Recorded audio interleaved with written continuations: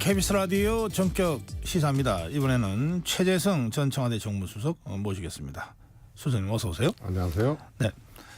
윤석열 대통령과 한동훈 대표 회담 어떻게 보셨습니까? 아이고, 예, 아이고. 이제 못 보던 장면이라서 그러나 이제 예견된 그런 만남 아니었나. 뭐 저도 말씀을 드렸습니다만 그 전에 과정이 이제 만찬을 하느니 마느니 또 대통령이 좀 걷어찬 그런 경우잖아요. 독대 요청이라든가 만찬이라든가 그리고 또 뭐 원내대표하고는 만찬을 하고 그러니까 이제 또 한동훈 대표는 대통령과의 면담 일자가 잡히니까 연일 공세를 이어갔거든요. 그러니까 이거는 보통은 화해하거나 혹은 이제 협의하거나 뭐 또 봉합하거나 뭐 이러면은 안에 이제 소위 말해서 서조들이 좀 비치잖아요. 그런데 한동훈 대표가 강도를 높여가면서 연일 김건희 여사 문제, 한남동 라인, 인사쇄신 뭐 이런 문제를 그냥 공개적으로 해버리니까 이거는 이미 글렀구나. 그래서 예고된 이별 아니었나 싶고요. 그러니까 윤석열 대통령은 칼을 들고 기다렸고 한동훈 대표는 칼을 품고 갔다가 나와서 이제 칼을 뽑은 거죠. 한동훈 대표. 아니 그 자리에서 뽑은 게 아니고. 그렇죠. 뽑을 그거는 윤석열 대통령 이제 대통령실의 아주 치밀한 기획 때문에 뽑을 기회도 없었고. 그래서 나오자마자 사실 칼을 뽑은 거죠. 추경호 원내대표하고 만찬한다더라. 이 글을 그냥 카톡방에 올리고 그리고 자고 나서 칼 뽑은 거 아니에요? 특감 하겠다는 거, 특별감찰관 하겠다는 거. 그래서 조금 못 보던 장면이고 정말 책임 여당의 대표고 국정운영의 컨트롤 타워 최고의 정점인 대통령과의 만남 아니에요? 저게 마치 느와르 영화처럼 그렇게 느껴지는 그런 거는 정말 안타까움을 넘어서서 매우 걱정이고요. 저는 저걸 계기로요. 윤 대통령 지지율 저는 20% 무너진다고 봐요. 저 장면을 보고 중도적인 국민이라든가 혹은 윤 대통령 소극적으로 지지했던 분들이 지지 철회할 수밖에 없는 장면들 아니에요. 그래서 뭐 대통령도 마찬가지고 결국은 국민의 신뢰를 어느 정도 담보를 하면서 국정운영을 하고 혹은 또 정치를 하고 이런 건데요. 저거는 신뢰를 주기는커녕 일종의 뭐 뒷골목에서 일어날 만한 이 일들이 이제 국민 앞에 펼쳐졌기 때문에 저는 윤 대통령 지지율도 바로 그 장면들이 반영이 된 지지율들이 나온다고 보면. 그러면 한동훈 대표 지지율은 어떨 것 같습니까? 한 대표는 이런 거죠. 저는 뭐 크게 내려가지는 않는다고 보는데요. 한 대표는 하나의 이제 이 보수적 지지자들 입장에서는 현재 한 대표의 능력이나 신뢰의 문제에 대해서 크게 점수를 못 줘도 첫 번째 이미 팬덤이 형성이 돼 있고 두 번째는 대통령의 모습, 대통령의 행위 이런 것이 훨씬 더 조금 안 좋게 느껴지고 잘못했다고 보여질 수밖에 없는 그런 상황이었거든요.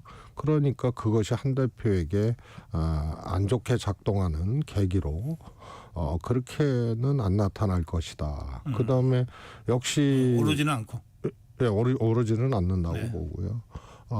크게 내려갈 요인들로는 작동하지 않는다 이렇게 보고요. 한동훈 대표의 정치적 포지션이라는 게 굉장히 독특해요. 현재적 지지율이 있는 어떻든 여권 내에서는 1등 아니에요. 여기에는 그럼 앞으로 어떻게 하지? 앞으로 국민의힘 어떻게 하지? 보수 어떻게 하지? 여기에서 현재로서는 1등을 달리고 있는 미래주거든요. 그래서 쉽게 이번 윤한 면담이 지지율을 그야말로 한 대표 지지율을 낮추는 이런 요인으로 작동할 것 같지는 않다고 봅니다. 예. 뭐 조사마다 조금씩 다르니까요. 뭐 이때면 오세훈 시장과 동률로 나오는 조사도 있고 그랬으니까. 예. 이른바 우리가 말하는 저 단독 질주, 뭐 대세론 여기까지는 아닌 것 같은데 그러나 어쨌든 좀 선두에 서 있다고 하는 것은 또 틀린 말씀은 아니시고요. 그런 거 이제 두루 감안해서 여러분들이 들으시면 될 것 같고요. 그런데 이제 나와서 칼을 품고 갔다가 거기서 뺀 게 아니라 나와서 뺐다 이렇게 제 표현을 하셨는데 나와서 뺀 칼이 특별감찰관이에요. 그 특별감찰관 우리 최재성 수석 잘 아실 텐데 문재인 정부 때 도입됐던 것 아닙니까? 그래서 박근혜 정부 때 도입이 됐는데 박근혜 대통령은 특별감찰관을 임명을 했죠. 문재인 대통령은 5년 내내 임명을 안 했잖아요. 그 이유가 있을 텐데 설명 좀 해주실래요? 이제 문재인 대통령은 권력기관 개혁을 굉장히 중요하게 생각을 했고 약속을 했었거든요. 그래서 국정원, 경찰, 검찰이 있고요. 그 중에 이제 검찰이 제일 컸는데 그 검찰 개혁 중에 하나가 사실은 공수처거든요. 고위공직자의 비리 문제 이런 것을 수사하는 독립된 그런 이제 기관을 만들고자 했고 그것이 이제 추진되는 상황이었죠. 그러니까 어떻게 보면 특별감찰관의 직무하고 겹치는 거예요. 그래서 공수처가 되면 굳이 필요가 없다 뭐 이런 판단이 이제 깔려 있었던 거고요. 그런데 이제 특감하고 조금 다른 것은 특별감찰관은 예방적 기능도 있거든요. 그 다음에 이제 민정수석실도 사실은 뭐 대통령의 친인척이라든가 뭐 이런 것을 다 들여다보고 이러는 건데 특별감찰관은 보고의 의무가 없어요. 그렇기 때문에 예방적 효과들도 있는 거거든요. 그러나 이제 공수처하고 직무가 겹칠 수 있다. 그래서 공수처가 되면 필요 없는 거 아니냐. 이제 이런 판단으로 감찰관 임명을 좀 안 했던 거고요. 네. 국회에서도 뭐 크게 움직임이 또 없었던 거고요. 그럼 지금은 그때하고 뭐 사정이 달라져서 특별감찰관을 지금 해야 된다고 주장하게 되는 겁니까? 더불어민주당에서? 이제 더불어민주당도 그것이 뭐 당론이거나 네. 뭐 이렇게 뭐 하나된 의견은 아니고 사실상 특별감찰관 한들 네. 소위 말해서 김건희 여사의 위세라든가 또 문제라든가 이런 것을 넘어설 수 있겠느냐 이런 거고요. 어차피 대통령이 임명하는 거거든요. 박근혜 대통령 당시에 이석수 특감은 조금 제가 보기에는 처음이자 이제 현재 기준으로 마지막 마지막이었죠. 감찰관이었는데 조금 독특한 환경과 이유가 있었어요. 그래서 우병우 민정수석 문제 있다 이렇게 보고 사실 그 갈등이 굉장히 이석수 감찰관하고 컸거든요. 네. 그래서 그거를 제법 독자적으로 제법 세게 이 조사하고 감찰하는 과정에서 사실은 일이 엄청나게 커져버린 경우고 아마 그거는 박근혜 대통령도 여권도 전혀 생각하지 못한 그런 것이 아니었나 싶고요. 통상은 일종의 돌발 사태. 한 번이었기 때문에 뭐 비교할 수 있는 거는 없지만 생리상 대통령이 임명하는 감찰관이 정말로 그 독립적으로 세게 원칙적으로 그렇게 할 수 있느냐 이거에 대해서는 조금 이견이 있을 수 있습니다. 그러면 한동훈 대표가 특별감찰관 이 추천 절차를 밝혔다고 이제 면담 후에 밝힌 건데요. 이게 이제 칼을 뺐다고 그러셨으니까 일종의 승부수를 던진 건데 이게 승부수가 되겠습니까?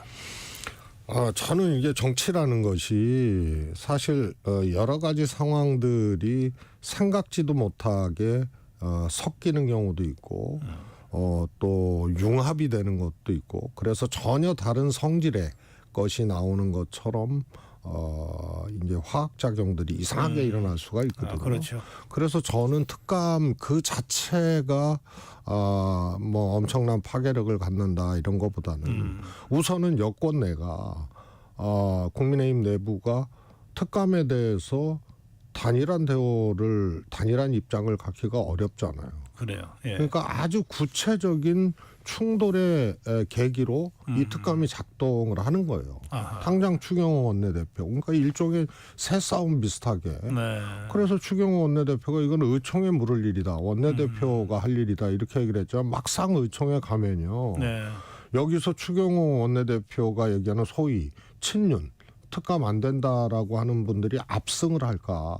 그렇지 않고 엄청난 충돌이 일어나고 이견들이 발생을 하고 하면서 여당이 그렇게 되면 이건 엄청난 뉴스가 되고 그러는 거거든요. 네. 그래서 이게 또 다른 어떤 분열이 아주 구체적으로 노정되는 이런 걸로 특감이 정치적으로는 지금 여권 내에 작동할 수밖에 없어요. 네. 제가 보기엔 별거 아닌데. 별거 아닌데. 그 특감 자체가 별 큰 거는 아니에요. 예, 문재인 정부 때 이러이러한 이유로 특별감찰관 제도는 있었지만 임명하지 않은 것을 설명을 하셨잖아요.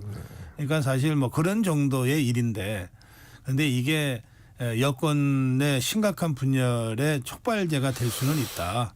정치가요, 특히 이제 정당 내에서 같은 당 내에서 여러 가지 이견들이 발생을 하잖아요. 그러니까 정책이나 노선 이런 것들의 이견이 결국은 감정으로 귀결이 돼요. 그래서 이 정치적 감정들을 해소하기 위한 여러 가지 노력, 그것이 정치거든요. 근데 이게 이제 여권 내에서는 지금 실종된 상태이기 때문에 제가 보기에는 어떻게 보면 특별감찰관제도 할 거냐 말 거냐도 정책적 사안이거든요. 네. 이 이견에 정치적 이유가 작동을 하고 결국은 감정으로 귀결이 되는데 이게 일사불란하지가 않거든요. 그러면은 이게 엄청난 충돌로 작용하는 계기가 되죠. 추경호 원내대표는 그게 지금 북한인권재단이 아직도 출범을 못 하고 있는데 이사 추천을 국회에서 해주지 않아서, 그리고 그거를 더불어민주당 쪽에서 소극적으로 이걸 막아왔다 이렇게 인식하는 거예요. 그래서 북한인권재단의 이사 추천 문제와 그 특별감찰관 임명이 서로 완전히 다른 사안이기는 하지만 정치적으로는 이게 이제 연계될 수가 있잖아요. 그래서 그걸 연계해서 처리한다는 게 기존의 국민의힘의 일종의 당론이었다는 거예요. 그리고 그 당론을 우리가 바꾼 적이 없는데, 그리고 이걸 바꾸려면 의총을 통해서 바꿔야 되니까 의총의 의장인 원내대표가 이거를 다뤄야 되는데, 당대표인 한동훈 대표가 이거를 당론 변경 과정도 없이 이걸 분리시켜 놓고 단독 추진하겠다고 이렇게 주장을 하고 나왔으니까 원내대표에서는 이제 그렇게 주장을 한다 이런 얘기인데, 그 북한인권재단 이것도 사실 10년 가까이 이게 지금 이게 법은 통과됐는데 지금 구성이 안 된 것 아닙니까? 이건 어떻게 풀어가야 된다고 보세요? 저는요, 그건 정치적 판단에 의해서 그럴 수도 있다고 봐요. 그런 게 한두 개가 아니잖아요. 예를 들어서 특감도 마찬가지로 법은 있어요.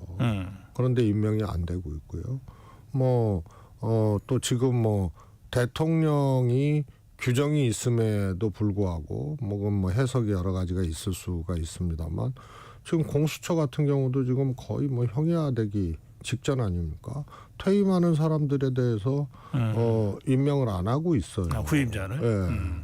그래서 지금 현재 근무하고 있는 부분들인데 이제 재임, 이제 올라간 것도 임명을 안 하고. 재임을 연임시켜 주는 거를. 그러니까 사실상 수사 인력이 그냥 없어지는 거예요.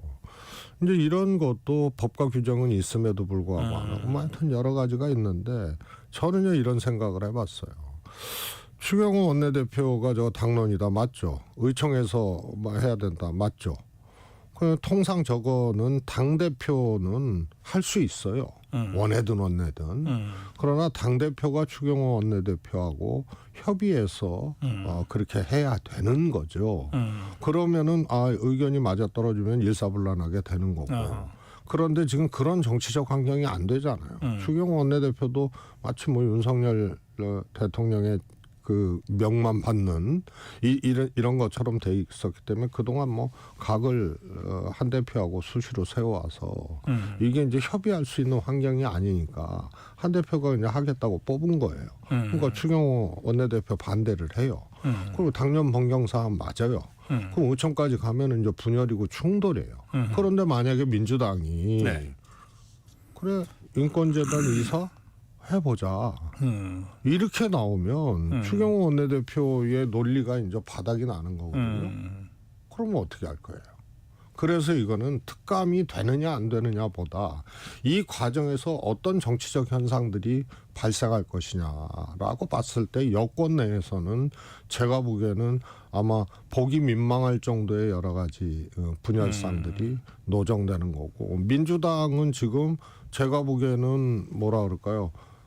꽃놀이패 비슷하게 되는 거예요. 북한 인권재단 이사도 집권 세력이었을 때 민주당이 그럼 남북 평화협력 정책 이런 것을 기조로 뭐 9.19 군사회담도 하고 여러 가지 이제 자기 노선을 쭉 가는 과정에서 인권재단이라는 게 북한을 자극할 수가 있고 뭐 이러니까 기조를 이건 장애하는 요소다 이런 정치적 판단을 할 수가 있는데 지금 야당이잖아요. 그리고 지금 남북 관계는 뭐 인권재단 이사 하느냐 마느냐로 달려 있는 것이 아니고 그야말로 지금 긴장으로 그다음에 대결로 이렇게 이미 이제 접어들은 상태고 그래서 정치적으로 민주당이 달리 판단을 해버리면 뭐 그럴지 안 그럴지는 모르겠습니다만. 예. 그리고 달리 판단을 안 해도 여권 충돌은 결국 정치다 이 노정되는 말씀이죠. 정책적 사안으로 보이지만 결국 정치다. 그래서 추경호 원내대표든 국민의힘이든 이 특감 사안에 대해서 정치적으로는 민주당이 일종의 이제 꽃놀이패 같은 그런 것이다. 그 대통령과 면담을 앞둔 시점에 이재명 대표가 최고위원회의에서 여야 대표회담 2차 회담을 제안했습니다. 한 3시간여 만에 한동훈 대표가 그거를 받았어요. 그래서 그게 이제 다 뉴스가 됐습니다. 그리고 나서 이제 면담으로 간 상황인데요. 지금 여야 2차 회담이죠. 여야 2차 대표회담 이게 지금 실무 조율을 하고 있다고 또 이재명 대표가 얘기를 했어요. 어느 언론에서 이렇게 보도한 걸 봤습니다. 대통령과 여당 대표가 거리가 멀어질수록 야당 대표와 여당 대표의 거리는 가까워지고 있다. 뭐 재밌는 표현인데 어떻게 보십니까?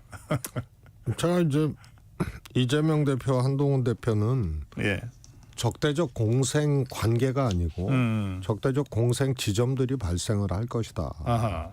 이제 이런 말씀을 드렸어요. 네. 그리고 윤 대통령과 한동훈 대표는 공생적 적대 지점들이 발생할 거다. 지금 딱 그런 상황이거든요.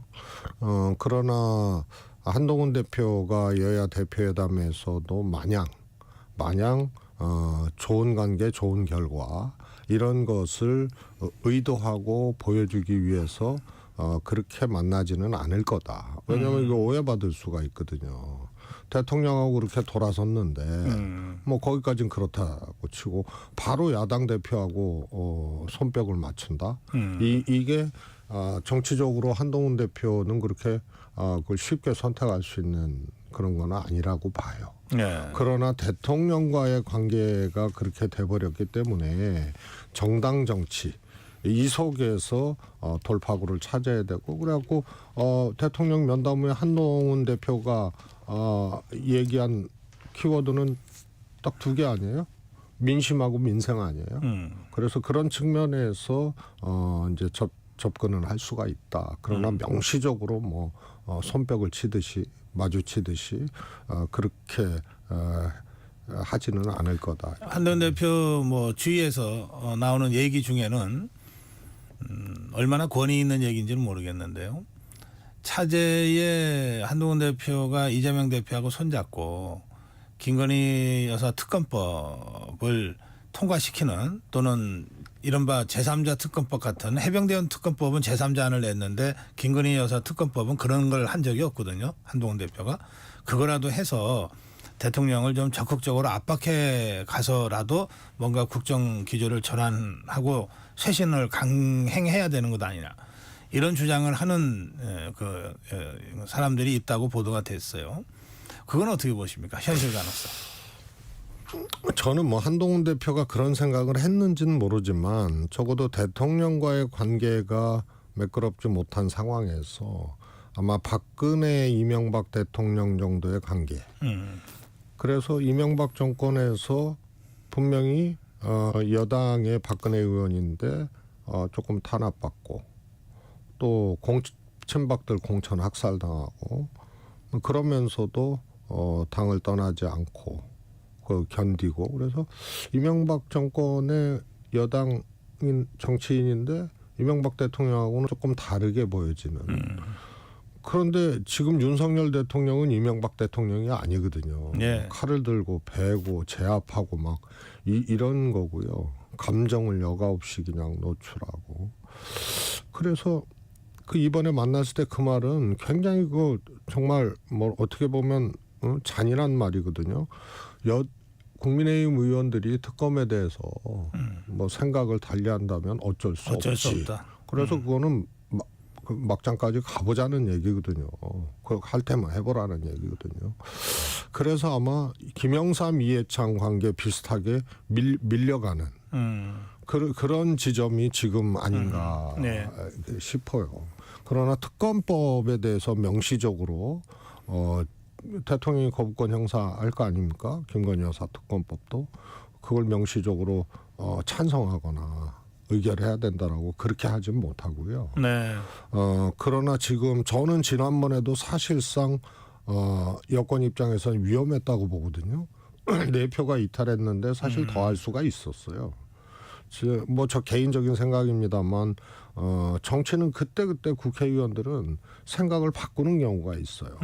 그 직전에 국민의힘 추천 인권위원이 부결이 됐거든요. 근데 민주당이 그분에 대한 시비를 떠나서 얘기를 해줘야 되고 반대를 한다라고 해줘야 되고 예. 사전에 하든가 표결 전에라도 얘기를 해줘야 되는 아무 말 없이 현장에서 부결시킨 거거든요.